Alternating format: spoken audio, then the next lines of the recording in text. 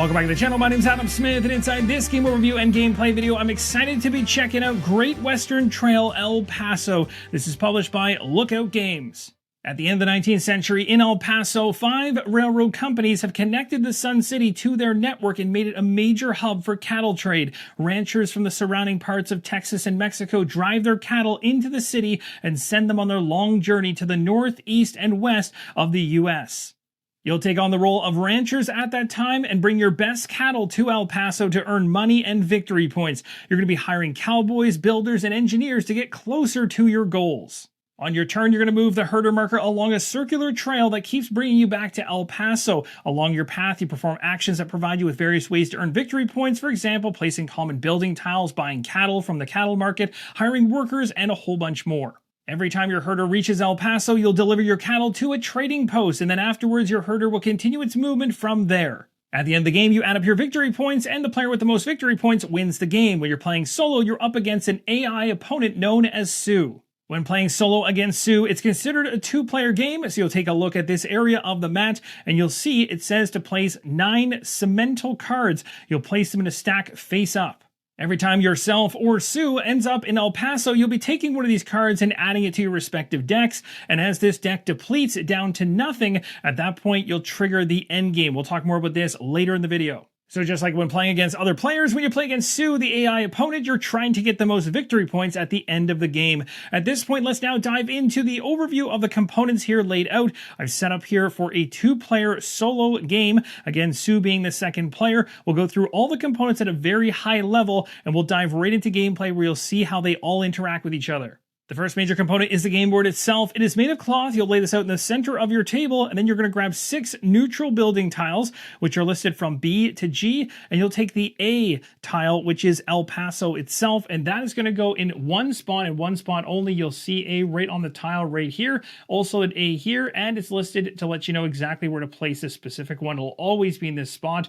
Now, for your very first time playing, the other 6 neutral building tiles, which are all these brown ones going around, will simply be placed B, C, D, E, F, and G, going clockwise around this map. But in subsequent plays after your first one, you can choose to shuffle all of these tiles B through G only, leaving A alone, shuffle B through G, and you can randomly place them. That'll give you varying map layouts from the beginning of the game. Next up is the train. Below your map board, you have the locomotive itself, as well as 3 train cards. Make sure that all the cards do not show a star in the bottom right-hand corner for your very first game, but in subsequent games, as you become more experienced, you can choose to flip these cards over, and that's going to change what those specific cards can do for you in terms of actions, and you'll see the star I'm talking about in the bottom right-hand corner right there. But for this first game, showing you how it plays, we're going to stay on the side with no stars at all.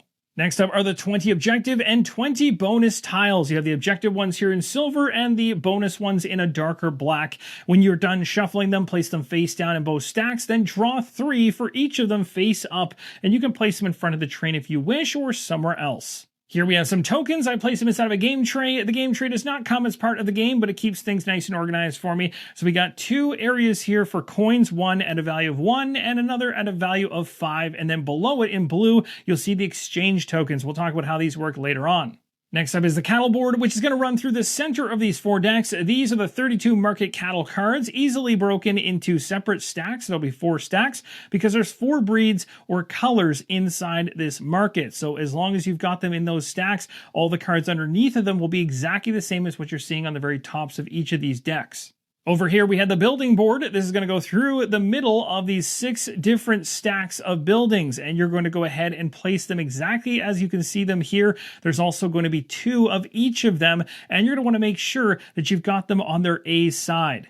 It's worth mentioning that these tiles can be flipped over to their B side once you become familiar with them if you want some more variety in your play. Next up, you're going to build your worker supply. These are 4 stacks of identical cards in each of the stacks, but they're different types of workers. So on the far left, you have cowboys. After that, you have engineers. After that, builders. And then finally, the wild you can see on the very end has illustrations from all 3 cards on it. Going back to this deck that we set up earlier, which for a solo play of you versus the AI, which is a 2-player game, you'll have 9 cards in this deck. Make sure they're all face up, and any extras beyond the 9 are back in the box. That does it for the game board setup. Let's head to the player setup, which is the player dashboard. You're going to also grab 7 of these discs of whichever color you want your player to be. So this is the one you're going to be controlling. So I chose blue. So I got 7 of these blue discs and also grab 2 blue property markers, 1 blue herder, and 1 certificate token over here. The certificate token goes in the 0 space, and all 7 discs here go in these spaces specifically every time you set up. Your property markers just sit off to the side, and your herder marker can sit near your dashboard for now. At the very top of the screen, you'll see 10 player cattle cards. And you'll start with these specific 10 every single time you play the game. So you're going to have 4 of these, you're going to have 2 of these, 2 of these, and 2 of these. You're going to go ahead and shuffle this deck together. With the next shuffle, you're now going to draw up to 4 cards matching what you can see right on your player dashboard. So here's a look at my starting hand. We have 1-1, and we have a number of 2s in hand. Now, when you play against a solo AI, you get to go first, and as the first player, you get to take an exchange token as well as 4 gold to start things off. Now, when you're playing against Sue, you can choose any color to represent her. I've chosen red in this case. Make sure that you grab not only the property markers, 2 of them, but all of her disc markers as well. Now, you'll remember we set up a cattle cards deck for ourselves, but Sue is not going to have that specific setup of cards. Instead, you're going to make what's known as Sue's supply deck, and that's going to be comprised of 3 of each of the 4 types of worker cards. After you gather these cards, you're going to go ahead into the cattle market. With Sue's workers all in a pile right here, in the cattle market, we're going to take 3 yellow and 3 blue cattle, which I've already gone ahead and done, and we're going to add them into the same deck, shuffling these 18 cards together to create Sue's supply deck. That's going to do it for Sue's supply deck. You'll place it nearby. I placed it just above the map. Next up is the AI or bot cards for Sue, and that's going to be this deck right here. Easy to find. You're only going to want for your very first game, all which have the letter A inside of them. Any of the Bs, remove them from this deck for your very first play. As you go along and want to increase the difficulty, you can add B cards into the deck, and that will make things tougher. That's going to do it for Sue's deck. So the B cards are out of the equation and back to the game box for now, and we can increase the difficulty at a later date if we wish. Next up, you're going to go into the worker market, and you're going to grab 1 of each of the non-wild cards. So it's going to be a cowboy, it's going to be an engineer, and it's going to be a builder. You're going to shuffle them blindly and then lay them out left to right. That's going to lay out the strategy for the AI, which I've already done, and I've got it right here. We got cowboy first, next up is engineer, and next up is builder. You might get a different layout when you do it. Now we go ahead and place 1 of Sue's discs on the trading post space 5 and her herder at El Paso. I've already gone ahead and done the herder, but the disc now here in red is going to go on this space right here. Now, normally this would only happen when you actually go all the way around and get back to El Paso for the very first time, but the AI gets a little bit of a jump start with 1 delivery already made. It's worth mentioning that Sue is not going to gain any coins during the game or exchange tokens. After finishing the solo setup, you'll also check step 13 of the player setup, which you'll see tells us the first player not only is going to gain 4 coins and exchange token, but also gets to start things off by picking an objective token. And so for me, I get to choose between 1 of these 3, and whichever one I take, I'll place over here. I'll be aiming to try to complete that objective on the left side of the token, and on the right side is how many VP points it's worth. And as soon as I take one right now, I replenish it. So for example, if I have a building that had 2 builders creating it, and I also have a delivery to El Paso that got me breeding points of 12 or more, then I get 3 victory points. This one here says if I get 2 bonus tiles, then I get 4 victory points. So that one's probably a little bit more obtainable and actually gives me a bit more VP. So that's quite tempting. This one is very specific. This is also specific. We need to do a delivery to El Paso with a breeding point value of 16 plus. I decided to go for the long game. We're going after a breeding value of 16 plus on a future delivery to El Paso. So I placed that up here as something to aim for, and also replenished, and that actually brought out something that's similar to something already here. Now let's say hypothetically I had this in my player area and I had this in my player area. So I had both and they were duplicates. At the end of the game, when I'm trying to fulfill them to actually get victory points of 4 each, I have to have unique entries to go against those objectives. So in other words, I can't have 2 bonus tiles to get 4 VP and then use the exact same 2 bonus tiles to get another 4. I have to have 2 and 2, and they have to be unique. So in other words, I have to have 4 total. And again, a reminder around the AI, no coins given at the start of the game and no exchange token, as they do not use these in any way, shape, or form. And they also do not take an objective tile from the start of the game. At this point, I've touched on all the components laid out here on the table. As we now dive into solo gameplay together, the one component I didn't touch on though is this pad over here, which of course will be used to count up the VP points at the very end to see whether I can actually defeat Sue. Now, what I have seen is that on the forums for this game, specifically on Board Game Geek and in other locations, I've heard that Sue's actually quite challenging even at the regular difficulty level. So it'll be interesting to see whether I can actually take her down. As I'm the starting player, I start things off and I go through a move phase, an action phase, and a draw phase. And at any point during my turn, I can use an exchange token or I can discard one of my workers for their worker bonus. Now this right here is the exchange token, and on my turn I can use it as I mentioned, discarding it, and I can draw a card from this deck, which we know right now is comprised of just cattle. When I draw the card up, if it's a cattle I want to keep, I just go ahead and take one of the cattle that I have in my hand and discard it into a side pile over here. And eventually, once I've run through this deck, I'll just go ahead and reshuffle the deck to create a new one. So essentially why I'd want to do this is that when you wrap your worker or your herder around the map back to El Paso, you're going to deliver. And at that point, you check your breeding value. Your breeding value is going to be the total of all unique cattle that you have in your hand across the varying colors or breeds. So you don't really want to have duplicates in your hand like these two in the middle. So using an exchange token allows you to draw a card, hoping to find something that's unique, and then be able to get rid of one of those duplicates out of your hand.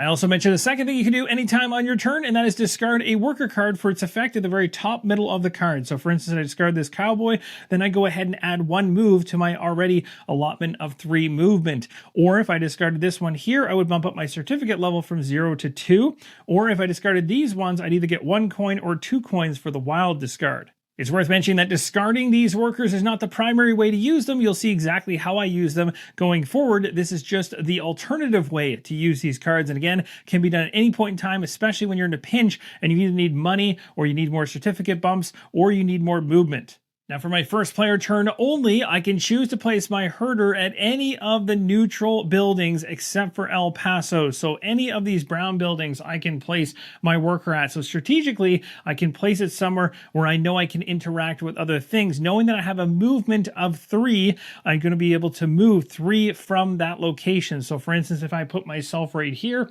3 would not include any blank spaces. It would just include spaces that are actually filled in. So I can move from here to here, from here to here, or from here to here with 3 movement. You can stop short of 3 movement as much as you want, or you can go up to its maximum, but blank spaces do not count towards the movement value.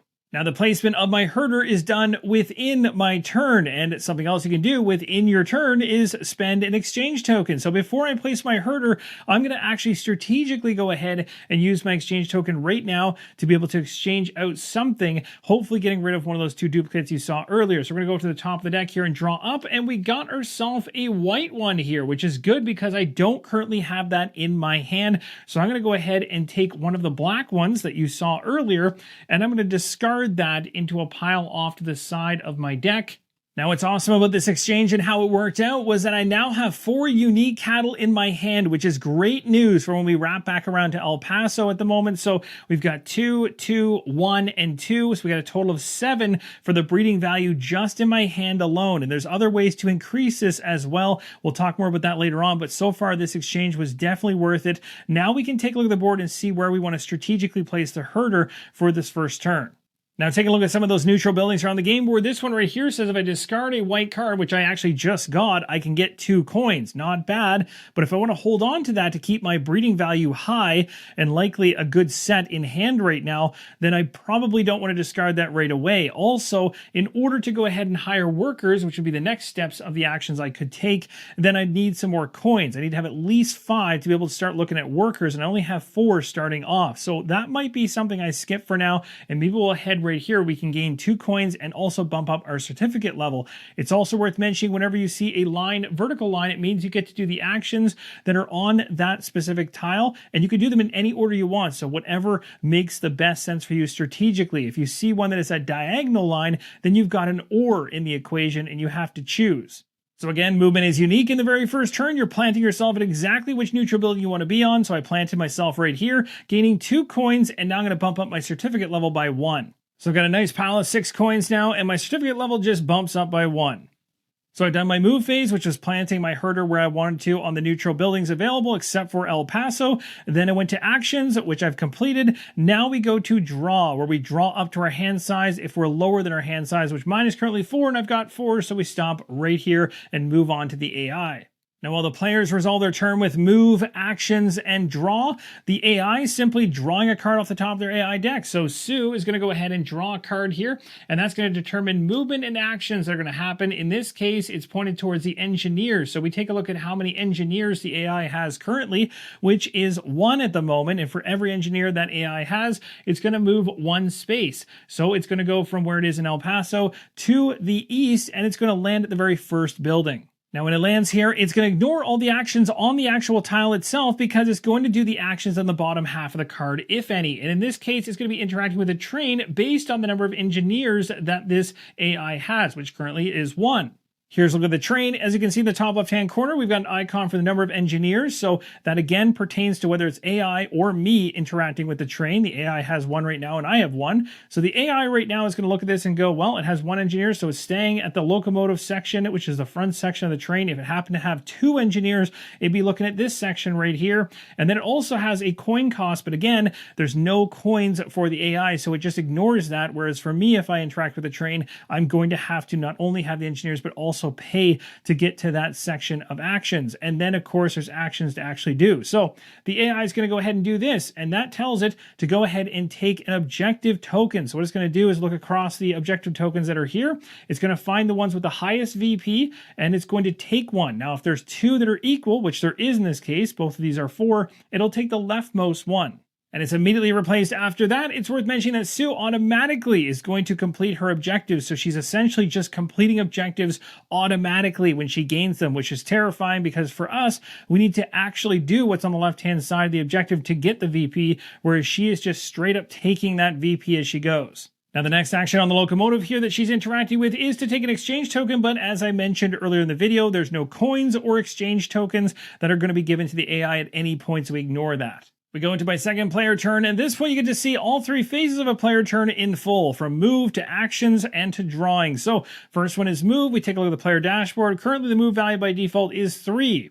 Now that is a default value, but there are ways to actually upgrade this to a total of 4 movement in the future. We'll talk more about how that works once we get to El Paso and make our deliveries. But for right now, we're working with 3 movement. But don't forget, there's always ways to stretch yourself, and you can go ahead and discard one of the worker cards like this cowboy here that gives you that extra point of movement, giving you an additional building to look at for options of actions you can take. So with my 3 default movement, I could move from here to here, from here to here, or from here to here, because again, 1, 2, 3 points of movement. The blank spaces don't count for any movement. If I wanted to burn a worker, I could push myself to go 1, 2, 3, and then all the way through here to 4. So really, I have lots of options. I have to take a look at the actions on the bottom of each of these buildings to see which ones I want to interact with, because that's part of the strategy of the game, is what are you trying to accomplish? Now, if you look at those buildings and you don't like any of the actions that are depicted on them, you can do instead what's known as an auxiliary action. Those auxiliary actions are only on the left-hand side of your player dashboard. You only have 2 to start off based on the gear symbols that are here. You can eventually unlock more to do, but for right now, I can go ahead and gain a coin, for instance, or I could do an exchange.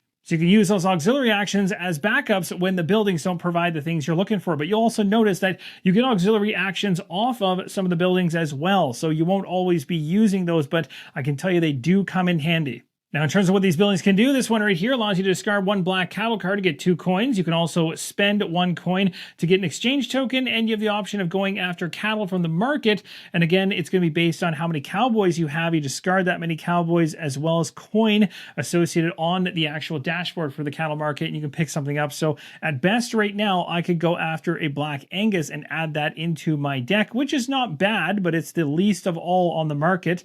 Then this one right here allows me to discard, or I should say sell, a green cattle for 2 coins. And this building option here is really good if I want to get my buildings going. That's why there are blank spaces all around the map, because you can start building buildings that can provide you benefits if you want to go that route strategically. And this one right here is actually the one I want to go for, because I'm planning not to discard any cards from my hand, because I really like what I have right now with a mixture of all different cattle. I think that's perfect going into El Paso to start things off. I don't really want to mess with it or deplete that and risk having to use exchanges or draws to try to get that again. So I'm going to push myself all the way to this one right here and do an auxiliary action, and then we're going to head to the train and see what we can do. So I'm allowed to take an auxiliary action here, so I'm going to choose to take a coin instead of the exchange. All right, so I gained 1 gold there. We're going to place that gold in with the rest. We got a total of 7, and now we're going to go ahead into the train and pick one of the train cars to interact with, or the locomotive at the front. The very front one here is going to be an engineer being spent and 2 gold if we want to take these actions. Or we can go to this next one beside it, and this one says it's going to be 2 engineers, so we can actually spend this engineer and a wild to make it 2. But we have to spend 4 gold to go into this one. This one actually might be pretty awesome. We're probably going to go for that. So let's go ahead and discard these 2. We're going to spend 4 gold, and that'll allow us to interact with that first car of the train, which is right here. Now, in order to do this, we discarded 2 of the workers, the wild one and the engineer. They both go in the discard pile up here. It might be making you wonder, well, how do those mix workers with the cattle? Well, what will happen is over time, this deck will deplete. And once it depletes completely, we're going to shuffle everything together, creating a new deck. It'll be mixed with cattle and workers as we draw cards up, as we normally do, to replenish our hand at the end of every turn that we take. If we get a worker at any point in time, it immediately goes down to the very bottom and does not count as part of the cards being drawn up into your hand. So essentially, they will come back through and end up back down here, which is why you can actually go and buy, or I should say hire more workers and actually add them into your deck. So those workers can really help you out in the long run, and they also will allow you to go further down the train, for instance, or maybe go after cattle, like the cowboy workers will allow you to get better cattle from the market, for instance. And then, of course, on the builder side, you can go for better buildings if you have more builders. So we're now interacting with this one right here, and we're going to go ahead with this first one, which is telling us to take a bonus tile. It's going to be coming from here, or we can draw one blindly from the top of the stack. I'm going to choose to go ahead and likely take this one here, because this is a guaranteed permanent bump to what is going to be the breeding value when we get to El Paso. So that's going to be a bump that is very beneficial, plus it gives me the VP. So I'm going to take this one, as I think it'll be very helpful as we try to accumulate more points going forward. We can also go after something that provides coins. This one right here allows us to go ahead and do things in El Paso, which I'll talk about later on when we potentially obtain it, if I can actually get my grubby hands on it. But it looks like we might actually be able to pull that off, as a second one has just come through. Now, for those wondering what this token actually does, it's really beneficial when you get to El Paso and you're checking your breeding value, because at that point, you're looking at the cards in your hand, you're going to see the numbers across them. You're only going to count the ones that are unique cattle, but having this allows you to go ahead and count a duplicate cattle essentially an extra time, which is awesome. So if you had 2 2s of the exact same white color, let's say, both of those would actually count in, where normally it would just be one of them counting in. And of course, if you have additional, you can do this multiple times over. So pretty beneficial. All right, so getting back on track, we did this first action at the very front of this car. We're now going to do the auxiliary action. So I can choose to take a coin, or I can do an exchange. Now, based on how things are going, especially with the certificates, I think I'm going to push myself to get the coin, because I want to have the availability to up my hand size if I can actually pull it off. And I need to have 4 coins to do it. So let's go ahead and grab a coin. Actions are done. I skipped the draw phase because my hand limit is still at 4 and I have 4 cards in hand. We go over to Sue. Sue's going to draw a card off the top of the deck. What does she get? She's got a movement of 1, and she's got a new icon at the bottom here. I'll talk about what it does. Now, you're probably wondering, as I move Sue around the game board, what is the purpose of her moving around the game board if she doesn't take any of the actions depicted on the building she's moving towards? Well, great question. She'll eventually get around the game board to the El Paso space, and at that point, you'll see a hand symbol. So regardless of it being her turn or my turn, whoever gets there, whether their movement exceeds it or meets it, they have to stop all their movement right then and there and interact with it. And even the AI has to do things at El Paso. Now, what this icon represents right here is a 1-card draw from her supply deck, which is this deck right here. It could be a 2 being drawn, but in this case, it's just a 1. So we draw it off the top, and depending on what type of card comes off, we do different things. So first off the top here, we have a worker. So when you see a worker, you find the corresponding worker column, and you're going to add that worker to the column. So essentially, she now is working with 2 cowboys going forward. The maximum she can have of any type of worker of a certain kind is 4, so she can't go beyond that. Right now she's got 2 cowboys, 1 engineer, and 1 builder.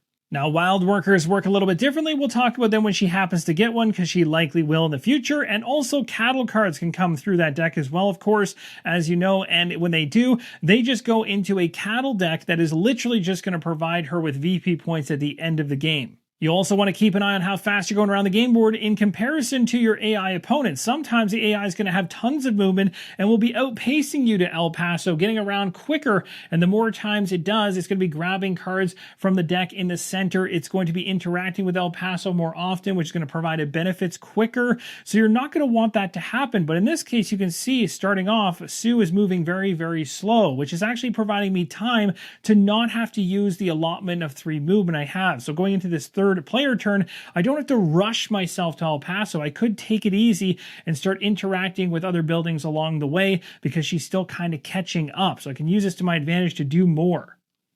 So I'm going to choose to land on this location right here, stopping my movement. I'm going to take an exchange token to use in the future. I certainly don't want to use it right now, but I can hold on these forever.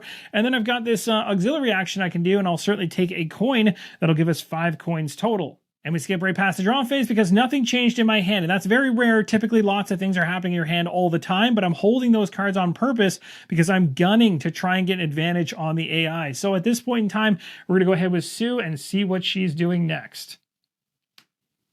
This is a bad card for me right now because as she's increased her cowboys, this is going to actually provide benefits for both of these AI actions. The first one's movement, so she's going to get 2 movement. So that's going to send her around the bend here to this second place. The action at the bottom of her card is also tied to cowboys. She's got 2 of them, so when she goes to the market to buy cattle, she's going to be able to go after better cattle. You'll see on the cattle board itself, it shows not only how many cowboys you need to discard in order to get them, but also how much you need to spend in gold. Now, the actual AI does not discard its workers, and it also does not have to pay any coins. So it simply just references how many workers it has, which in this case is 2. So it's going to be going after this cattle right here, which will go into its cattle deck.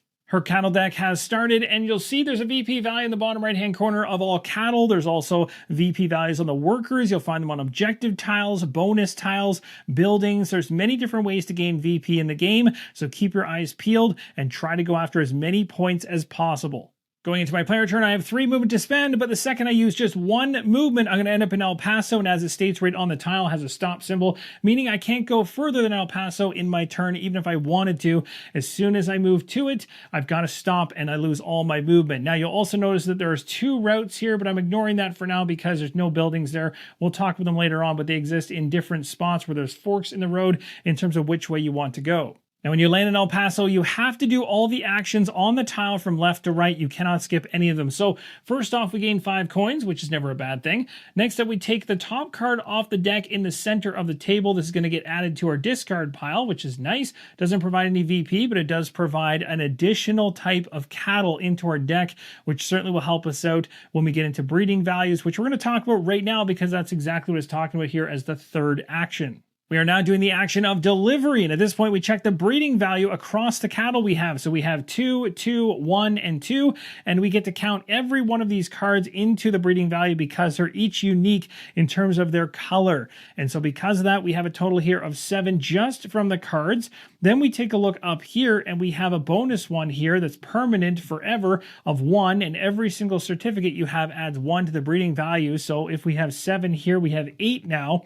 And then over here, we have 9 off of the track here because we're at 1, and we can also spend if we want to up to however many we actually have to add an additional one. So we can actually spend one of our certificates, permanently losing it to gain it right now, meaning we could either have 9 if we want, and we could keep it at this value, or, for future, or we could go ahead and spend it right now to have 10 this turn. And I'm going for 10, and here's why. When you make a delivery in El Paso, if I go in with 9, it's pretty good, but it's going to place a disc in one of these spaces down here, which do not have the black borders on them. It'll give me an advantage of something nice underneath, but it has to be a disc that comes from one of the auxiliary actions, as they don't have a black border around them. Whereas if I get up to 10 points or higher on a specific delivery, I can actually take off one of these 3, which are really tied to some major things that are happening during gameplay.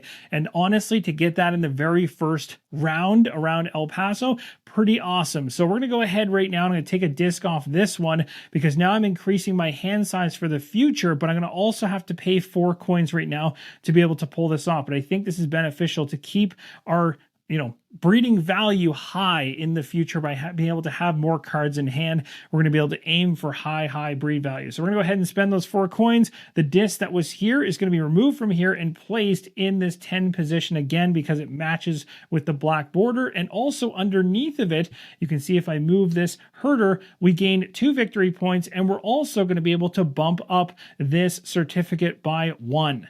So you can clearly see that paying that extra certificate in order to get up to the 10 value was definitely worth it because I was able to get back a certificate anyway going into the next round. And again, you don't have to actually spend them at this point in time. Spending them is optional. So you can push yourself at later times. Now at this point, we're going to go ahead and discard everything from our hand that we use as part of the delivery. And we're starting fresh. We draw up, but now we're drawing up to a hand size of 5. Here's what I got on my deck left over. This actually takes all the cards that were available to draw. So when we need to draw another card in the future, we'll go ahead and take the discard pile at that point in time, shuffle it, and create a new deck. So right now I'm working with 3 ones, which is not great. These are cards I would love to get out of my deck completely, but maybe keep one of them around. But I like to start thinning those out if I can. But even better than that, I'd like to actually go to the cattle market and start picking up different cattle because that will allow me to maximize this 5 card limit in hand to the best of my ability. It's back around to Sue's turn. Let's find out what she's doing off the top of the deck. Drawing a card, we got ourselves... Oh, this one's going to be referencing the builder. She's got 1 builder, so she's moving 1, and then she's actually going to be building. So movement of 1 will bring her from here to here. She's getting closer to El Paso, but now she's going to go ahead and build based on the number of builders that she has, which is 1. No way up here, the building board again. She can ignore discarding any workers or paying any money that is sitting here, but she is going to take whatever she can actually build based on her workers. She has 1 worker, so she can build the most basic building. She's going to go ahead and build this building closest to her clockwise. However, she's going to choose the most expensive plot first over anything else. So she's looking in a clockwise order from her location for the most expensive plot. And the most expensive ones are back here at -3 and -3. So in a clockwise order going around, she's going to hit this one right here. So that's exactly where she is building. And that's going to provide her some VP. As you can see in the top left-hand corner, it also has a property marker placed on it just to remind us that this is hers. If I happen to land on this space, I cannot take the actions depicted here, and she's not going to take the actions depicted here either. She's only going to take advantage of the actual VP that's here. But if I happen to choose to land on this space, I can only do an auxiliary action. And the other thing she's doing to me, which is making things painful, is she's taking away the best land options on the board for buildings. Back to my turn, I got 3 default movement. I'm only going to use 1 because I want to actually stop at this location right here because I really want to try and pick up another worker for myself. So what I'm going to do is I'm going to go ahead and actually the first thing I'll do is I'm going to sell off my white cattle in order to gain 2 coins. So this one right here is going to go into my discard pile, and that's going to gain me 2 coins. Now I'm up to a total of 8. Now we're allowed to go ahead and hire workers if we want. We can hire 1 worker for 5 coins, 2 workers, they have to be different, for 13 coins, or we can also get a wild worker in the mix there, but we have to pay an additional 4 if we're choosing a wild worker. But again, if you're going to go after 2 workers for 13 coins, only 1 of them can be wild. So you'd have 13 coins for both of the different workers. Maybe 1 is wild and 1 is not. And then you pay the additional coins, which is additional 4, so it'd end up being 17 coins for that combination. Pretty expensive, but for me right now, I only have 8 coins. I can't even get up to the 13 range for 2 different workers that are just regular, so I'm going to stick with a 5 coin worker. I'm paying 5 coins to pick up a cowboy worker, and it's worth noting this does not go in your discard pile like a cattle would. It actually goes below your player dashboard immediately, which is going to benefit you. This is going to certainly help me out when we go after cattle at the market. That's going to do it for my actions. We normally go to the draw phase where, because I have a hand limit of 5, I can drop a card, but there's no deck right now. But instead of doing the draw right now, let's first go ahead and use an exchange token, which essentially does the same thing. We need to draw a card from the deck that doesn't exist, and then I can go ahead and discard a card from here. So let's go ahead with the exchange here. The reason I'm doing it now is because I have so many 1s in my hand. This is a great time to get a card that has high value out of this deck that is not a 1. Well, at least hopefully anyway. So we're going to go ahead and shuffle these cards up really good here. We'll mix them up, and then we're going to go ahead and we're going to take one off the top, and as soon as we see what it is, then we can go ahead and make the exchange as we want. So here we go. We're going to cut the deck one more time just so you can see that I've not gone ahead and set this in any way, shape, or form. This is going to be discarded. We're going to go ahead and draw the card off the top for the exchange. And we got a wild. Now, when we get a wild for this, even in an exchange, this goes down to the bottom of the player dashboard and doesn't count as part of the exchange, but that's awesome. So we got that in there now. And then that's actually going to really help us out with the cattle situation, because I could use that as a cowboy. Pretty cool. We got this one here, which is great because I don't currently have that in my hand, so I'm definitely going to keep this one, and we're going to toss this one into the discard. So not bad on that exchange at all. We got ourselves an extra wild. We got a better card in our hand for a future El Paso visit. That's awesome. We now get to do the draw phase, which means we draw up to our hand limit of 5, and that's going to be beneficial, I hope. Oh, look at that. We got ourselves an engineer. That's great news. We'll place that down there again. That does not count towards getting up to your hand limit. We'll continue on. We got this one, and we actually have a duplicate here. All right, let's find out what Sue's up to. She is getting close to El Paso. She might make it this turn. Let's see. Oh, yeah, she's going to make it all right. And actually, she's not going to do any other actions. It's a great time to talk with this card. It's literally perfect. So she's going to round the corner. She's going to go 1 and then 2, getting her to El Paso. She's going to stop just like we would, not using any additional movement. Now, normally, if you happen to have an action at the bottom of this card and she's also stopped at El Paso, you still resolve the bottom of the card first, and then you do everything she's supposed to do at El Paso. But in this case, there's no actions to resolve on the card, so we are done with the card, but we have to do some things here first. So first off, she's going to take a cattle card from the center of the game as well. That's going to also go into her cattle deck, very similar to what happened to us when we went there. The AI is now going to deliver. It's simply going to take a disc, and it's going to complete the next one to the right of any existing markers in the row. So for instance, right now there's a 5 that's completed, so the 7 is going to be delivered. Now, there is a benefit at the very bottom of this one. It's an objective, and she is going to take it. So she'll take a look at the objectives and find the highest VP value and snag it. And that's not good for us because this is the highest VP value right here at 5. She's taking this one, and it's going to be replenished by the top of the tile deck, and we've got a 4. All right, going in my turn, let's do some movement here. We're going to go down this track here. Again, it doesn't matter which one we go because they're both blank here. We're going to go 1, 2, and to here for 3, which is the regular movement for my herder. And we're going to go ahead and discard. I'm going to choose to discard a black card from my hand. I'm actually half hesitant to do this. Let me think about this. Actually, do I need to do it? I think I do because I'm actually 1 coin short from what I need. So we're going to go ahead and sell this cattle right here, the black one, going into my discard pile to gain 2 coins. Now I've got a total of 5 coins. We can also spend a coin to get an exchange token. I'm going to go ahead and spend 1 coin to do just that. So we'll get an exchange token right now.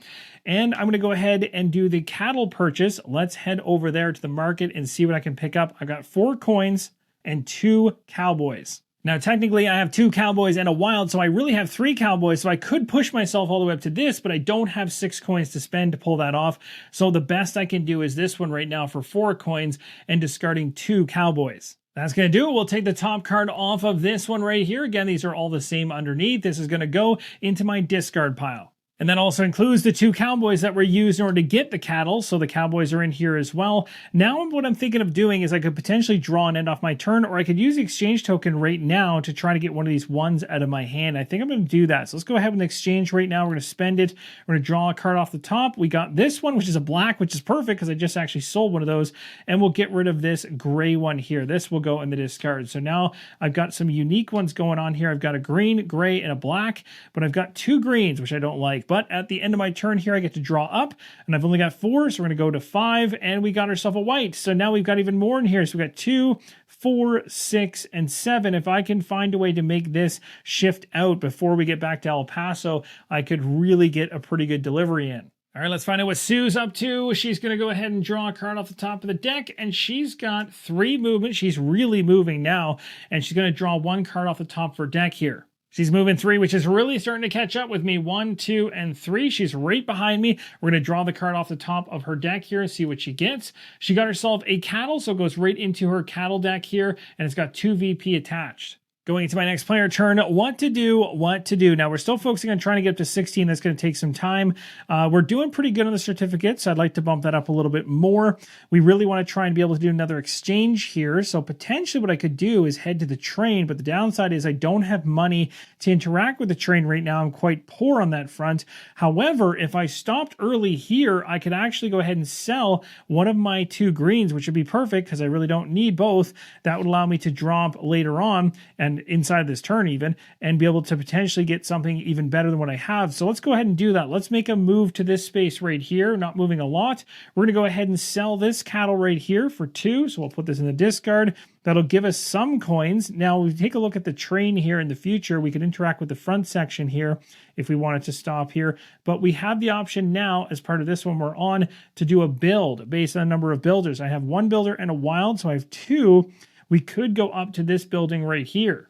Now, the kicker with that is the building is quite expensive. It's going to cost 4, and I only currently have 2. Now, could I sell my second green cattle? Because remember, I had 2 when I had the option to sell cattle just moments ago. Unfortunately, if I discarded the extra green that I had, it wouldn't actually provide me 2 additional gold. So essentially how it works is you can only take the action as depicted once. So essentially you discard 1 green cattle, you get 2 gold. You can discard multiple greens at the same time if you want to, but you're essentially just flushing your hand out at that point, which might be strategically a good idea if you're trying to do that. But in terms of making money, it's not going to give me anything else. And as of right now, the only thing I could afford though is to go down a level and actually go after this smaller building here, which wouldn't be bad because it actually allows me to start making money off of my darker gray cards, which if I remember correctly, I've got 4 of them in my deck currently. That would be able to turn them into coins in the future if I stop there, which is pretty beneficial. So let's go ahead and build that building. So I'm going to go ahead and discard my builder here, going into my discard pile, and then the 2 coins. That's going to allow me to go ahead and build this. I can place it on any empty space I wish. Now, the kicker with that is that there's a number of locations that require additional coins to be spent to be used. So actually, I cannot place it here, here, here, or here because I don't have the coins to be able to do so. But I could place it and build it here, here, here, or here. I honestly think placing it way up at the very top right after El Paso makes a lot of sense just because of the fact that you typically discard your entire hand and start with a fresh hand at the very beginning after delivering. So from that standpoint, I might have a whole bunch of 1s and want to actually start getting rid of some of them for money or just to get rid of them in general. And that could be a great time frame to do it very early on. And speaking of drawn up cards, let's go ahead and do that for the end of our turn and see if we get anything. We have 1 more position in our hand to fill. We got ourselves another 1. So who's up next? Let's go ahead and find out what she's going to do. She's going to move 2 and draw a card from the top of her deck. So we'll go ahead and draw that card right now, and then we'll move her afterwards. She got herself 1 of these builders, which is going to go onto the builder she already has. So now she's got 2 of them. I drew the card first, but we're moving 2 for her. She's going to end up in the same space as us, and there's no issues whatsoever with herders being on the exact same tile at all. So that's going to end off her turn. It is back to me. Now, taking a look at what I got options for, I could go right to El Paso, but I think before I do that, I'm not going to go here, even though I'm tempted to.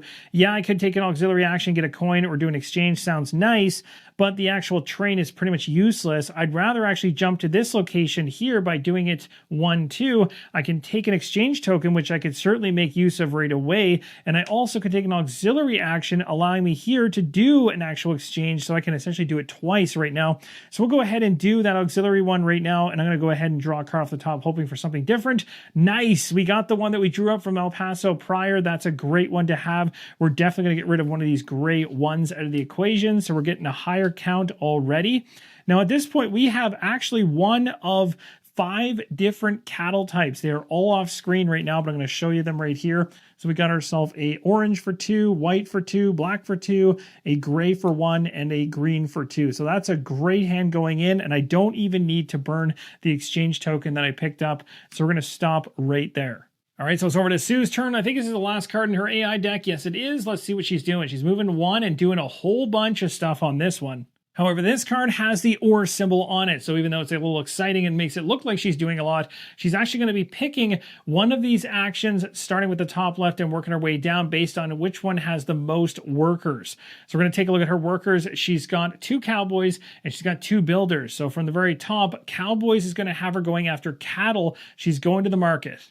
And with 2 workers, we know exactly which one she's going after. This right here, 3 victory points going into her cattle pile. Going into my next turn, we're heading right to El Paso. So we're going to go ahead right in here. We're going to gain 5 coins, which is awesome. So it's going to bump us up from 0 to 5. We're going to gain one of the cards in the center of the table. Again, almost acting like a timer as time is ticking away as we go through there. That goes into my discard pile. And then we're going to go ahead and show our hand and see how many breeding value points we have. So as of right now, from our hand alone, we've got a total of 9 right here, which is awesome. Then we take a look at our area. We've got this one here, which is a guaranteed 1 for 10. Now on our actual certificate on our dashboard, we've got 1 for 11, and I can spend this one right here for another one, making it 12. And 12 is great because that allows us to go after this one right here, a black bordered one, which means we can remove one of these if we wish, which is awesome. So I can up my movement if I want and gain 2 coins, or I can go ahead and take this one and gain a single coin. This is awesome, giving me another permanent boost to my certificate. So now I've got 1 from here and 1 from here, plus whatever I get from here. And if I want to spend anything from here, that really is going to push me up the charts. So we're going to go ahead and take that disc off there. We'll place it over here. This just gains me 4 VP at the end of the game. Now, a couple things to clean up right now after completing that. First off, all the cards that are part of the breeding value are going to be discarded, so that's my entire hand.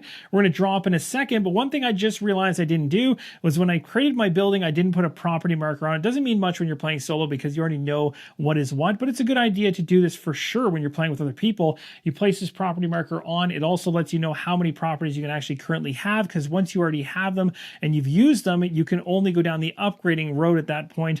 You can start going with the differences between them in order to upgrade them further. So right now I got a property over here and my opponent has one down here. All right, I drew up the top card off the deck, which is the last one. I got a white, and I shuffled up the discard pile to create a new deck. Let's go for the top card here and see what we get.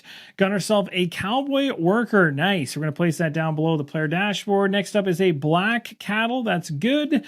Next one is, hey, there we go, a builder. That's good. We'll put that down there. Next up is a blue. Hey, we've already got 3 different ones already. Pretty awesome. Oh my gosh, we've got 4. This is crazy. No way, we got 5? Okay, that's not, I don't even, that's insane. That's just ridiculous. I love it. That could not have worked out any better. So really with that right there, I am very content. We're not going to have to work much off of our hands now.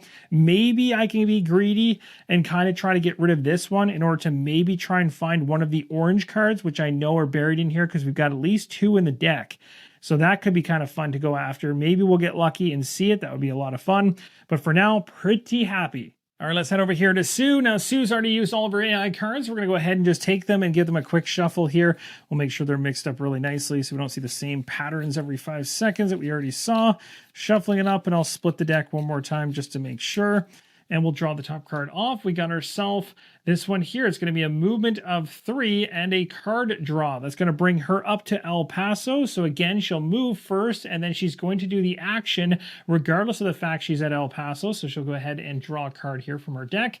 And she got herself a wild. So we now get to talk about how wilds interact with the AI player. When she draws a wild, she simply places it with the pile of workers she has the most of. However, if there's a tie like there is here between the Cowboys and the Builders, it's whoever is in the leftmost position. So this is exactly why the strategy of the original 3 that are placed down without knowing they're randomly placed from the 3 workers for the AI at the beginning of the game can be in any order, and it's at times like this they actually make a difference. So right now this wild is going to be hooked to the Cowboy side of the equation for a total of 3 there. Again, the total amount in any section or column for these workers can only be 4. So Sue's going to add a card to her deck from the center. So she's got this cattle added to her cattle deck, and she's going to take this token here, this disc, and place it here in the 9 position, and then below it, it shows a worker. If the reward is a worker, she simply draws from her supply deck to find out what she gets. It might be a cattle or it might be a worker. And end up being a cattle. This will end up going into this cattle deck. Going to this player turn, I'm going to use the building I created. We're going to land right here. I'm going to go ahead with a gray card, a cattle card, discard it, or I should say selling it in order to get 3 for it, which is pretty awesome. This goes in the discard pile. I've already got 5 coins because I was recently at El Paso. Now I've got 3 for going ahead and selling that cattle, so I got a total of 8. The auxiliary action I could take here is an exchange, which I don't want to do, or some coins. So I'll just take a single coin, bringing me up to a total of 9 now. That'll end off my turn. Drawing the top card off the deck is a green one. I've already got a green in hand, so that's going to duplicate things, but maybe we can find a way to maybe go after those bonus tiles that allow to have duplication. That would be perfect if I could get one of these. Sue's going to go next, and our hand is full at 5 cards, and we're going to go ahead with a move and no actions taken whatsoever. So she's just moving along the boards. 1, 2, and 3 gets her to right here, and it's back to our turn that quick. I'm going to choose to move the exact same space as Sue. So we're going to move 2 spaces down here, grabbing 2 more coins, which we need to kind of bolster our coins overall. So I have a total of 11 now, and I get to bump up my certificate by 1. Sue is going to go next. Let's see what she's doing. And she got herself a movement based on her cowboys, which currently is 3. So she's moving 3, and then she's going to be going after some cattle. So she's going to go 1, 2, and 3, placing her here. Based on her cowboys, she's going after the 3rd position one, which is going to take her down here, which is a VP point value of 5. This is the VP value of 5 cattle. She's picking this up and placing it in her cattle deck. For my turn, I'm going to continue to follow Sue as I want to go to this location right here to get rid of one of the greens that I have, as I don't think it's really that beneficial, and maybe I can find one of the oranges later on, well, this turn when I draw up. So we're going to go ahead right now and sell this one for 2, which isn't bad. This goes in my discard pile, so now we're really gaining quite a bit of coin. We got 5, 6, 7, 8, 9, 10, 11, 12, 13 coins. Let's be aggressive and go after a building here. I've got the ability to use a builder as well as a wild as a builder, and that's going to be 2. So that satisfies discarding those 2 into my pile, and then I'm going to pay 4 coins out of my 13, bringing me down to 9, which is fine with me, and that's going to allow me to build a 2nd level building essentially. So we're going to take this building here and place it, and I actually do have the coins now if I want to place it at something a little more expensive. Now this is major. I'm going to place this one right here because look at what this tile can do for me. So not only when I place this here is this my 2nd one that I built, which is awesome, giving me 2 VP, but here's what's even better. Because I built this here, it's going to cost me 3 additional coins. I'll go ahead and pay that right now. So now I only have 6 coins left. Now this is going to allow me, when I eventually land on this in the future, allows me to go after those bonus tiles, which is perfect because that's what I want to try and actually have in the future. Plus I gain, I believe, sorry, if I take one of those bonus tiles, I actually have to pay 2 coins when I do it, but then I get to move my worker from here once I resolve that to the next space, 1, and I can also increase that by discarding cowboys if I want to go further, and then I get to resolve all the actions on that as well. So what it is doing is essentially allowing me to do 2 runs worth of actions if I land on this, and then get to do something else afterwards, which is pretty awesome. So it's almost like a free ride on the train afterwards by default. And I shouldn't say the words free because they still have to pay all the costs of everything associated on the train that you're picking, of course, as well as whatever's going on the actions you choose to do off the tile. But it allows me the opportunity to do more on one turn when I land here. All right, let's go ahead and replenish. We got 4 cards here. Let's draw up. Come on, orange, where are you? Just a 1 this time. I've still got lots of time before we get to El Paso to be able to use this exchange token to try and get rid of that and get something even higher. Sue is up next. Let's see what she is up to. She's got herself 2 movement and a card draw. So she's going to move herself to here, drawing up a card. What is she going to get? She got herself a wild. That's going to place it in the one with the most, which is going to be this one. So now a total of 4 here. So what's going to happen now going forward is any additional workers that would come out as cowboys will no longer matter. They'll just be removed from play because 4 is the highest. But here's what's scary about that. She's going to be going after the highest value cattle every time she goes to the market. I'm sorry, but this is way too tempting. I'm definitely going to move myself to this location right here. We're going to pay 2 to take one of these, and I'm absolutely going to take one of the El Paso ones. So this is going to cost me 2. I've got 6 right now, so I'll drop myself down to a total of 4 coins, which you can see right here. This is all I have left in my hand. And then we're going to take this token, which is awesome. So now I can go, when I'm in El Paso, I can take 2 cards that are duplicates and count them towards the breeding value, which is going to be very beneficial. And I don't have to rely so much on exchanges. And also, if I'm not necessarily getting a lot of different types of cattle into my hand, I can still make use of what I've got going on. So that could be handy. Now I'm going to replenish this area here with a new one. This is going to allow me, oh, that's a pretty cool one. We'll talk about that one later on. So I've done this. Now we're going to move over to this, which allows me to move for 1. If I wanted to discard this, I could add another movement to it to jump from here all the way to here and do these actions instead of these ones, but I'm okay with this. So we'll keep that cowboy. We'll move over for 1, and now we get to do all of these. From here, I get to do the auxiliary, or I get to do the exchange. So I might as well take advantage of the exchange because it is free. I'm trying to think if I want to get a coin or not, or if it matters. If I go to the train, it's going to be a 4 cost, and that's all I've got for coins. 6 is the next one, so it's not going to matter. So let's go ahead with the actual exchange. We'll go ahead and draw a card off the top of the deck. And we got the orange I was hoping for, which is awesome. That's new. We're going to go ahead and get rid of the 1 that we drew moments ago. Now I've got a whole bunch of cards that are 2s and 3s in hand. We are set for El Paso, and we're looking really good for the breeding value. Now we're going to head to the train. In order to do the train, we're going to have the right individuals. And we currently only have 1 engineer. So we're right here.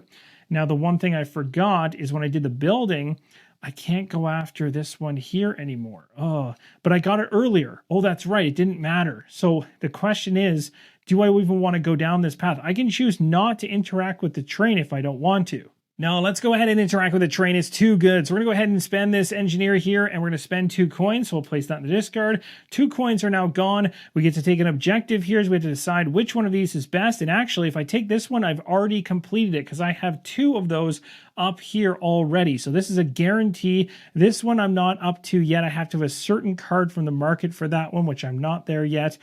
This one I need to have 2 buildings, which I do, plus 12, and I actually have that one, but it's a lower VP value, so I'd rather have this one. And also keeping high VP away from the other player is not a bad idea either, so we'll take this because it's guaranteed completed. And then we also get an exchange token for free as well, which is nice. So we'll go ahead and take one of those. All right, so here's how things are sitting at the moment. So currently we've got all of these cards, all unique, which is awesome. We have 1 cowboy down here. I don't have many for workers anymore. I've got a couple of the bonus tiles, a couple of objectives. I'm working up towards a 16 that I can achieve hopefully in the near future. I've got 2 exchanges to use. I only have 2 coins left, but I'm looking pretty as we head to El Paso in the near future. There's no draw necessary, so we're going to Sue. Now, my guess here is that Sue's going to make it to El Paso, but we'll see what happens. We'll draw the top card off, and she's got it based on the number of engineers, which is only 1 for her. She's actually pretty much lacking in that department, so she's just going to make it from here to here, and that's it. Then she's going to interact with the train based on the number of engineers, so she's going to this first front section, and she can only, now she doesn't make use of the exchange token, but she does take an objective, the highest value one, leftmost first. That's going to be this one right here. So this one is gone and goes up to her, guaranteed 4. A new one's coming out, and the new one that we got is this one right here.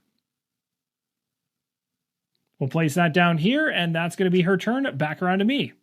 I don't think there's any point in wasting any time. Let's head right to El Paso. We're going to jump straight through to here. We're going to go ahead and gain 5 coins. Now we have 7. We're going to gain a card off the top of this deck right here in the middle and place that in our discard pile. We're going to reveal our hand, and our hand is currently looking really, really nice. We got ourselves a 2 for green, 2 for orange, so it's 4, 7, 9, and 11. 11 straight from the hand here, which is awesome. We have 1 here, so that's 12. We have another one here for 13. We have another one here for 14, and we could spend 1 for 15, but you'll see going from 14 to 15 provides no value whatsoever. So let me just do a quick recount to make sure I didn't screw this up. So 2, 4, 7, 9, and 11, and we've got 12, 13, 14. Yeah, I'm going to keep it. For the first time, I'm going to actually keep this certificate, and we're just going to go ahead and get the 14. Now, the thing to note is that when you go ahead and deliver, you don't have to deliver the exact value. You can do anything below the value. So, for instance, if I really wanted to gun to open up more auxiliary options here for actions, I could choose to unlock one of these other ones if I wished. And I place my dial down here as well. But as of right now, going for these higher ones is giving me lots of VP, but it's not opening up a lot for the auxiliary action. So I'm kind of handicapping myself a bit over there in order to push for higher VP points. At some point, I'm probably going to have to dip backwards. I don't know if there'll be enough time, but I still have an objective I'm trying to get up to, which is 16, and I was just a little bit shy of getting there. I've drawn up the next 5 cards for my deck, and I got myself a worker. I'll have to place that down below. And we got these 4. We have to draw up another card. That's not too bad of a starting hand. We'll place this down below. So we have 2 cowboys under my player dashboard. The last card is a black 1. All right, I think that Sue's going to make it to El Paso, no problem, but she might have some other actions to do as well. Yep, she's going to have the 1 that gets her there. She's also going to do an action by drawing from her supply deck. Let's see what she gets. She got herself 1 of these engineers going into her stack, and now she's going to resolve El Paso. She grabbed a card from the center here into her cattle deck. She's also placed a disc in the delivery area. Starting off my turn, we're going to move from El Paso to my building right here. We're going to discard 1 gray card for 2 coins, and we're going to discard the other gray card, but we're not going to get any coins for it. We're just discarding it as part of that, and we're going to be drawing up at the end of the turn, but those are just going to sit in the discard for right now. There is no draw pile at the moment. When we need to draw, then we'll replenish. So right now, 2 coins. It brings me up to a total of 9 coins. We go to the auxiliary here. We could go to an additional coin, so I could push myself to 10. Or I could do exchange. I'll just go ahead and push myself up to 10, taking another coin. So that's not too bad. All right, let's draw back up to our hand size here. We've got 3 cards in hand. We've got 4 now, and finally 5, but this is going to go down here for an engineer. Next up, we got another 1. 2 1s back in hand. Ouch. In the future, I'm going to go ahead and use those exchange tokens in order to get these things out of my hand, but we'll move on to Sue's turn now. All right, let's see what she is up to. She's got herself movement based on her builders, which is 2. So she's going to go 1, 2, and then she's going to build. At this point, though, I believe, and I have to double check this. No, she hasn't built her second building yet. So she's going to go ahead and do that. So what she'll do on the build action is she's going to build her first building, then build her second building. Once both buildings have been built, she'll start to upgrade the buildings. So she's got 2 builders, so she takes the one that was sitting here, and she's going to take a look across all the different spaces, and she's going for the ones that are valued the most, which is going to be the ones that have the negatives on them. So she's going to take a look at going clockwise from her, so where she currently is going to place it right here. That building's been set, and we're going to try to get moving here. So let's go from here, 1. We're going to go down this path here, which is blank, to 2. The question is, do I want to go any further? No, I'll stop right here. So we'll stop here and gain 2 coins, and we'll bump up our certificate, which is currently at 1, up to 2, which is nice. Now, I also want to use those exchange tokens. So I've already made the bump up here, which is awesome. We're at 2. We're going to go ahead right now and do an exchange. So we're going to spend one of these tokens in order to draw a card to see what we get. We got a purple down here for a builder. We're going to continue to draw. We got a 1. That's the worst. So I'm going to put this in the discard pile. I don't want it. Let's do another exchange here. We really need to get rid of those cards. There is a green. That's decent. We'll go ahead and get rid of one of these. So now we have a nice set here that's not too bad going in. So we've got a total of 9 here, and they're all unique. Back over to Sue. We got our final card before we had to replenish her deck, and she got herself 1 movement, and she's going to do these depending on what she's got the most of, which is definitely going to be going after cattle, which is unfortunate. So she's going to move from here down to here. Now there's 2 different spaces she can go at this point. She is always going to take the shortest route around. She's trying to be as quick as possible. Again, she doesn't use any actions on the tiles themselves. So she actually will skirt around her own buildings even. So she'll go ahead and do this, for instance, for 1 movement. And then while here, she's going to go ahead and take the best cattle from the market. And that, unfortunately for us, is going to be a hefty VP value of 8 going into her deck. That is a big one. That is probably going to come back to hurt us later on, because that is a massive pickup for her. It is scary every time she goes to the market for cattle now, because those are the types of things she's going after, and that is going to be tough to chase. We're going to her AI deck being replenished. We're back to our turn. We absolutely need to buy some cattle, so we're going to stop ourselves right here. I'm going to move 1 and 2, getting to this position. I'm going to skip the first one here because I don't want to sell anything right now. I've got a lot of coin. I'm fine there.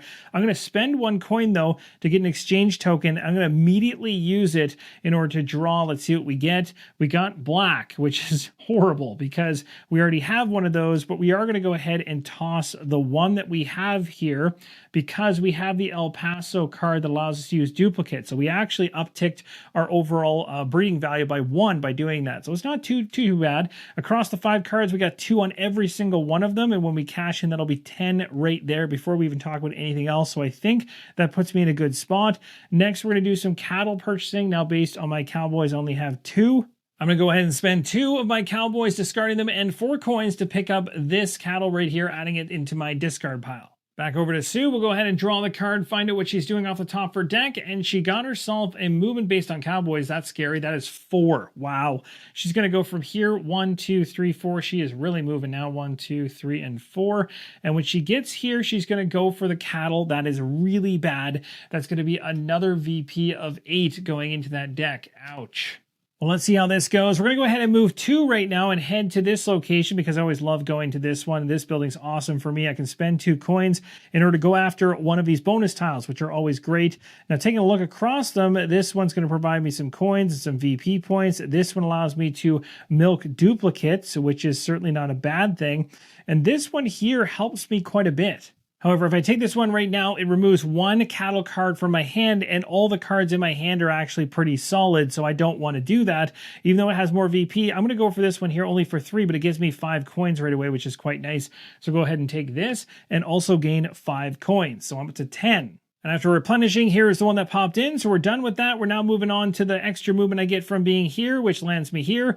Auxiliary action is going to be more gold or an exchange. I don't want to exchange, so I'll just take an extra gold, so which is 1. I really need to unlock this to be able to start getting an additional 2. I know it's way off screen here, but there's a +2 next to the 1, which would be very beneficial to unlock, although it's not as exciting as some of these ones over here that I've already done. Now, I've already unlocked the movement, but I haven't actually been using the full 4, but that's okay. I can choose to actually just cap it to whatever I want. But as of right now, I can go to the train. Now, I have one engineer here, which doesn't put me deep into this. I can spend 2 coins. I might go ahead and do it. So I'll spend my engineer. We're going to spend 2 coins out of what I have. So that leaves me with a total of 9. And we're going to be able to take an objective token, which is one of these here. Now, again, as I was talking about before, if I continue my push to go after these bonus tiles, then this actually makes a lot of sense because I already have one of those up here, but I could get a duplicate. If I can actually get one more of these bonus tiles, I'll have 4 of them, and that will still work for this one. These other ones are a bit tougher, and they don't provide as much. This one I can actually pull off right now, too. This is fine. I'll go with this one. We'll take this one away. I think we can pull that off. I'm just double checking, though. I think I might already have this one done. Yeah, I do. Blue and 2. I think I've already got this one done because I have a level 2 building. Yes, I do have a level 2 building. So I'm actually going to take this one instead. Let's take this one instead. And we'll put this one back. Maybe it will last there. Maybe it won't. And then I also get an exchange token, which is really beneficial too. New one comes in. I get an exchange token from this. And that is going to do it for all the actions there. Sue continues to scare me with all these crazy high VP cattle cards she keeps getting. Let's see what she does next. She's going to be going ahead 2 spaces, which is going to take her straight to El Paso. That's unfortunate. Actually, sorry, she's here. So 1 and 2, she'll stop right here. The line goes through here and then up. So she stops here, which is great. She's going to draw a card from the supply deck. Let's see what she gets. She got herself another engineer. That is going to be fun. She's really building these up now. Now going into my player turn, I'm looking at El Paso because that's probably where I am running next. And if I was to do this, I want to make sure I can get up to 16. And that will also complete one of my objectives, give me some more victory points on top of everything I'm getting there, which is awesome. So I've got 10 in hand, plus the 1 here is 11, plus the 1 here is 12, plus 2 more is 14. Spending 2 is 16. That's exactly what I need to get to there. So I'm definitely going to make the charge to El Paso. At this point in time, we're going to take 5 coins. So I've currently got 9. I now have a total of 14. So I'm really getting up there, which is great news. Next, I'm going to take another card from the center here. This deck is starting to get very thin. I think there's only 2 more cards left in it. And now we're going to go ahead and take a look at the hand of cards that I have. Every one of them is unique, I believe. But nope, there is a duplicate. But again, I can have a duplicate thanks to this bonus tile here. So I'm A-okay there. I've got these cards in hand. And even though, again, I have 2 of the same, I can count the additional one. So I've got 10 breeding value points right there. And then I've got the 11, we've got the 12, I've got 13, 14. I'm going to spend these 2 for 16. That allows me to place a disc over here. And now I'm definitely going to come over here and try to start knocking off something. Now I could push this one up. That's kind of a cool auxiliary action. I can actually push this even higher, which maybe is what I need to do to try to combat the insanity of the cattle she's going after. Or I can start trying to eliminate bad cards from my deck, which could be beneficial. Or I could go after additional money, but I've got a ton of money. So maybe it makes more sense to keep pushing this up and be able to do it aggressively.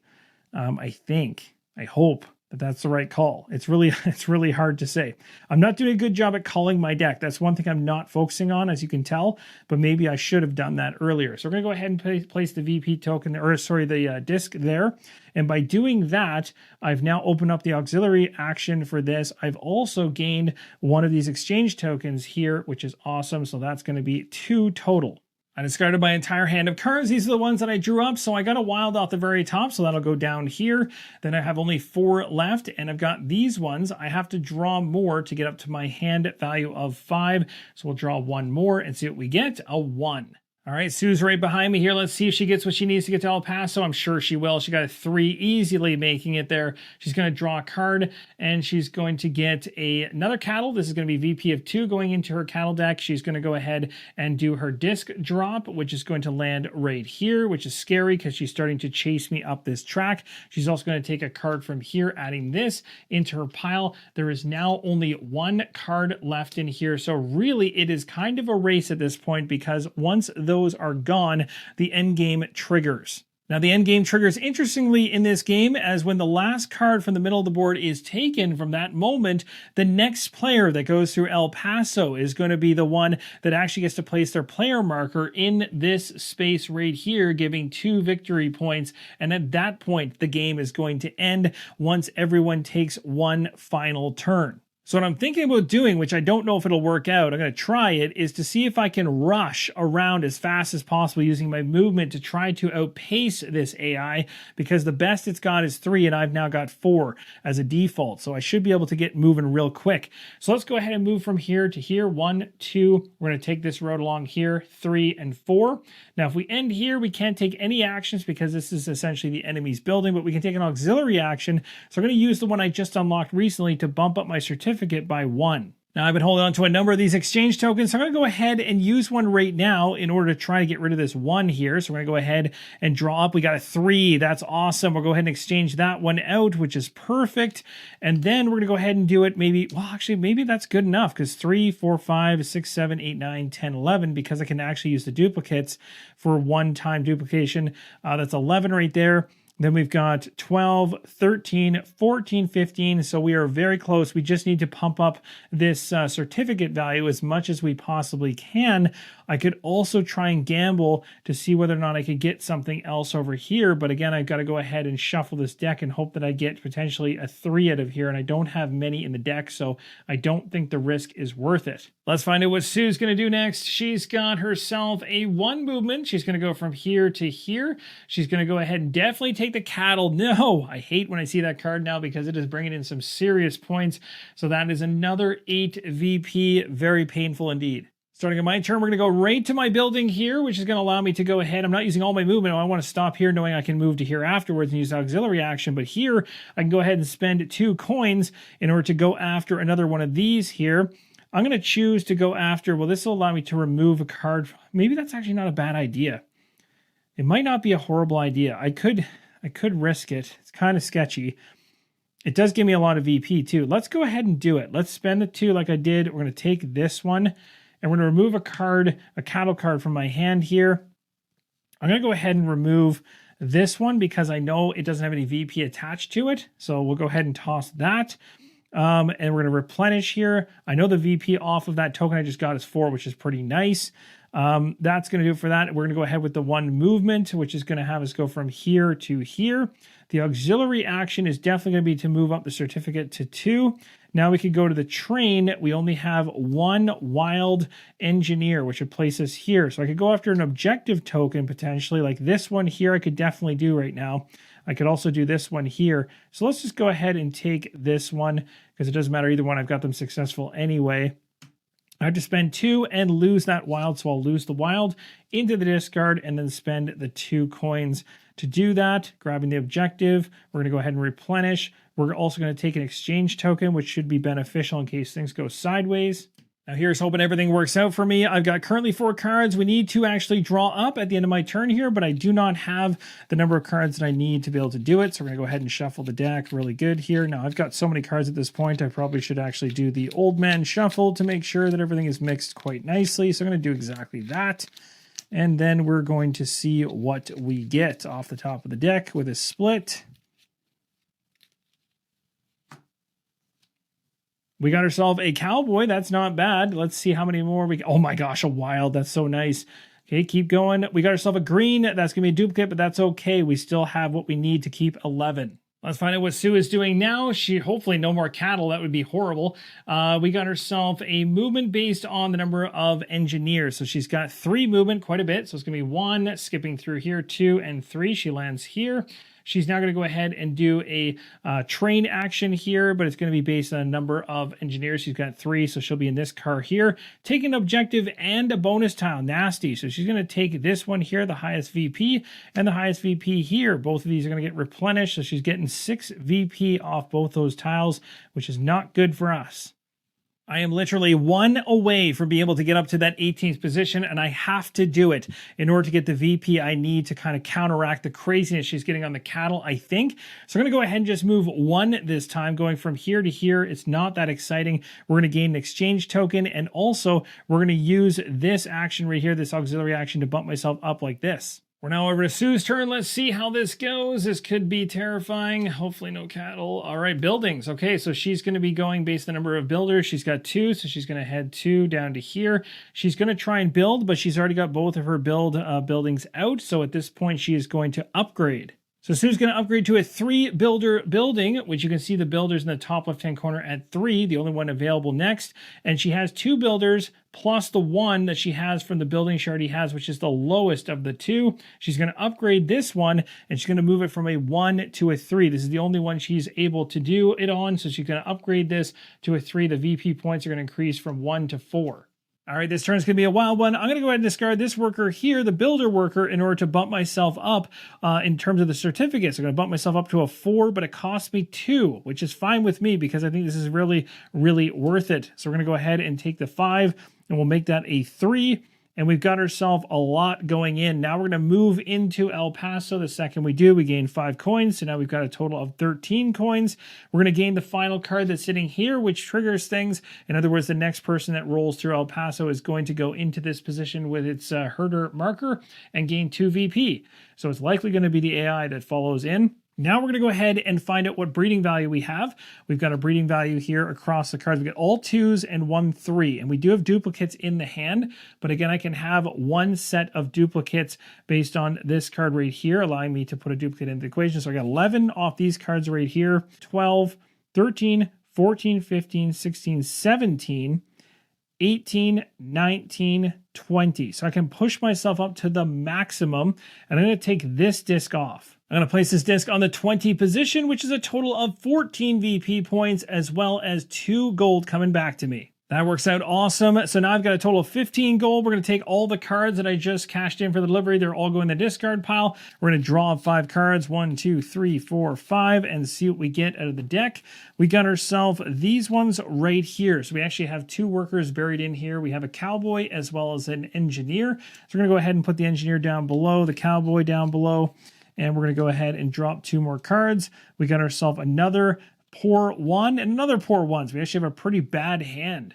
All right, let's see what Sue is going to do. She's got a card here off the top. It's a 3, so she's moving quite a bit. 1, 2. She's going to cycle through here to 3. She's just 1 shy from ending things right there and forcing me into 1 last turn.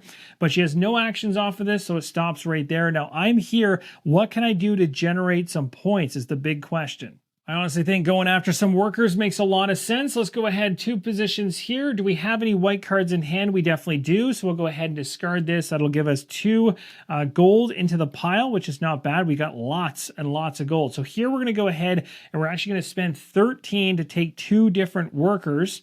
And I'm actually going to increase that to make it 17 to grab a wild as one of them. And I literally have exactly enough money to be able to pull that off. So I'm taking this one here, which is a VP value of 3. And I'm going to take, it doesn't really matter at this point, I'm just going to take this one here into my hand. These both are going to go down below my player board because I'm hiring them, which is awesome. Now, the other thing to remember about these that's a smart move at the end of the game is that 5 coins translates to 1 VP at the end of the game. So using your cash, like I have here, to try and get workers that are valued at higher levels of VP is a good move. Last but not least, I'll drop cards to have 5 in hand, and we picked this one up. So we got our 5 cards, and Sue's up, and she's definitely going to make it to El Paso. All right, so we'll drop her card, and ironically, it's her last one, which actually is probably going to end things off. So we got the 1 here getting to El Paso. She's going to drop from her deck. What will she get? Is it a worker or is it cattle? She got herself a worker. It's going to go into the row with the most, which currently, starting from the left, this one's max, so it'll go to the next one here, which is going to go like this. So that one is now maxed out as well. We go to El Paso for her. She's going to take her dial here and she's going to place it down below at this position. She's also going to place her marker here because she gets 2 VP at the end of the game. And that's going to do it for her turn. It now comes around to me. I have 1 final turn. So can I do anything to generate any type of VP? Now, I'm taking a look around. I'm trying to min-max things, but I'm not really seeing anything that's too crazy. But I can pull off maybe 1 more cattle purchase. So let's go ahead and discard these 2 cards that I have over here. These are going to provide me with 4 coins. Just remember that. So I've got 4 coins. That's all I have. We're going to move now. We have an allotment of up to 4. I can go this way, 1, 2, 3, and stop here. I can go 1, 2, 3, 4. Either way, I can get here, no problem. I can also get an additional 2 coins if I wanted to, but with the number of cowboys, I can't even go up to that 3rd position on the cattle market. Unfortunately, I can only stick at the second position at best. So that's exactly what I'm going to do. So basically, I'm not going to bother with any of this other stuff. I'm just going to go ahead with the cattle purchase, which does grant me with the 4 plus the 2 cowboys that I have left over here, discarding these 2 and paying the 4 that I just gained earlier that you saw from the wilds will allow me to put this 1 card into my deck for a VP value of 3. And that is going to do it for my turn. So now it's time to add up the scoring. We're going to start things off with coins. Every 5 coins will add up to 1 victory point. I don't have any coins, and neither does the AI, so zeros across the board there. Next up are the building VP points, and the AI got me there 6-3. Next up is all the victory points for each of the discs on the highlighted trading post spaces for each of the deliveries that we made across the game, plus the 2 VP that was gained at the very end by the AI for getting its herder laying down in the space where the cards were. So all of that in, 59 points for the AI, 72 for me. Next was the total value of VP points from the workers, and the AI got me there 23-16. Next up is the number of cattle VP points that I got, and across the AI, this is where it crushed me. It got those 8s in there, which really ballooned this number, 42, whereas I just had 9, and I did not focus on cattle purchases from the market very much at all. Next up is the bonus tile. Simply need to have them in order to get the VP. The AI had 2, and I got 10. Now this is where things get a little bit more tricky. For the AI, they automatically complete any objectives that they have and get the VP points, so they have 17, whereas for me, I have to make sure I actually have them completed. So I definitely had this one completed, as I had the blue cattle as well as the buildings at the 2 builder level. I've also had this completed for 4. I also had this completed for 4, and I also had this completed for 4. So that is going to be a total right there of 16. The total score came down to 149 victory for the AI and 126 for myself. As I mentioned before, it is no walk in the park to take down the AI, and there is multiple levels of difficulty. You can increase this in order to challenge yourself even further. Long story short, I had an absolute blast playing through this solo with you guys. Really hope you enjoyed it. I was super close, not very close, but within striking distance. And there was a couple areas here I could have focused on more. Maybe not going as fast around the board in those final couple turns might have actually provided me with some more victory points to try and catch up. But at the same time, in saying that, the cattle were just coming in for the AI at such a high rate that the points it got from that was almost to the point of being beyond anything I could have probably put together. A 42-9 spread on that one was pretty difficult to overcome, but long story short, had a lot of fun and would love to actually try the increased difficulty once I tackle this standard difficulty, which is challenging enough on its own. That, my friends, is going to wrap up my game review and gameplay video for Great Western Trail El Paso. Let me know in the comments down below if you have any thoughts or questions whatsoever, any comments about the actual playthrough. Would love to hear from you. Thanks again, and as always, keep on rolling solo.